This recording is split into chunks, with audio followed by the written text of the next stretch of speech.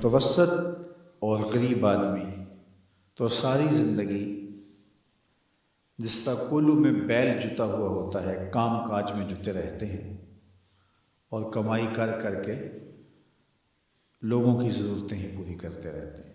ایک بیٹی کی شادی کی اور جمع شدہ پونجی اس پہ لگا دی، مقروض ہو گئے، پھر کچھ عرصہ قرضہ اتارتے رہے اور پھر اس کے بعد بیٹی کی شادی کی تیاری میں لگ گئے۔ اور اسی طرح بیٹوں کی شادیاں بھی آسان نہیں رہی، اس میں بھی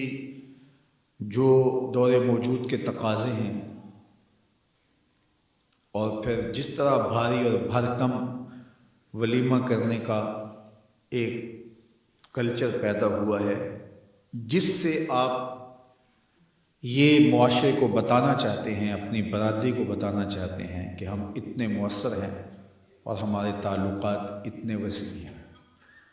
آپ کا قد کاٹ اور آپ کی شناخت ولیمے کے حجم سے معلوم ہوگی، شادی کی تقریب کے بڑا اور چھوٹا ہونے سے پتہ چلے گا کہ کوئی شخص کتنا معاشرے کا باوقار شخص ہے، جبکہ ماضی میں کسی شخص کے کردار سے پتہ چلتا تھا وہ کیسا شخص ہے، کسی کے رویوں سے سمجھ آتی تھی کہ وہ کیسا شخص ہے، اس کے کیے ہوئے وعدے بتاتے تھے کہ وہ کیسا شخص ہے، اس کی زبان کی سچائی، اس کا طرز زندگی، اس کا انداز معاشرت، اس کا طرز وفا بتاتا تھا کہ وہ کیسا شخص ہے۔ لیکن آج چونکہ یہ اقدار دم توڑ گئی ہیں تو ہم اپنے آپ کو بڑا بتانے کے لیے اور اپنی شناخت کروانے کے لیے ہم ان چیزوں کا سہارا لیتے ہیں جو کسی شخص کی شناخت نہیں ہوتی۔ تقریبات کا حجم بڑھا کر کے اور اپنی دولت کی نمائش کر کے اور کچھ شخصیات کو اپنے پاس مدعو کر کے ہم یہ تاثر دینا چاہتے ہیں کہ ہم اس معاشرے کے انتہائی اہم شخص ہیں اور ہمارے تعلقات کا سلسلہ بہت دور تک پھیلا ہوا ہے، اور نتیجہ کیا کہ ہمارا سارا سرمایہ انہی کاموں کے اندر صرف ہو رہا ہے۔ متوسط لوگوں کے لیے بہت بڑی مصیبت اور بہت بڑا مسئلہ بن جاتا ہے، اور غریب آدمی بھی اس چکی میں پس رہے ہیں۔ یہ جہیز کا کلچر اور یہ لشکر کی صورت میں باراتوں کی آمد، گھر کے کچھ افراد اور کچھ ضروری لوگ اگر آ جائیں تو اس میں کوئی حرج نہیں ہے،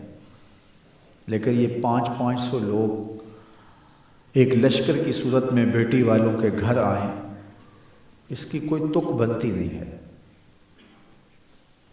اور پھر لوگ شروع یہاں سے ہوتے ہیں کہ آپ نے جو دینا ہے وہ تو اپنی بیٹی کو دینا ہے، ہمارے یہ مہمان آپ کے ہاں پہلی بار ہی آئیں گے تو ہمارے مہمانوں کو خوش ہونا چاہیے، ان کے بیٹھنے کا انتظام اچھا ہونا چاہیے، ان کے کھانے کا اہتمام ٹھیک ہونا چاہیے، ہمارا تو بس یہی مطالبہ ہے۔ اور پھر وہاں سے راستہ کھلتا ہے اور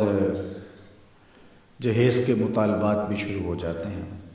بیٹی والوں پہ بوجھ نہیں ڈالنا چاہیے، لیکن بیٹے والوں پہ بھی بوجھ نہیں ہونا چاہیے۔ جب کسی معاشرے میں نکاح مشکل ہو جاتا ہے تو اس معاشرے میں بدکاری پھیلتی ہے،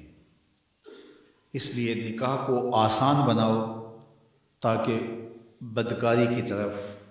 رغبت اور آسانی نہ ہو۔ ہمیں سادگی کے ساتھ نکاح کرنے کی تلقین کی گئی ہے۔ فرمایا نکاح اعلانیہ کرو اور نکاح کو مسجدوں میں منعقد کرو۔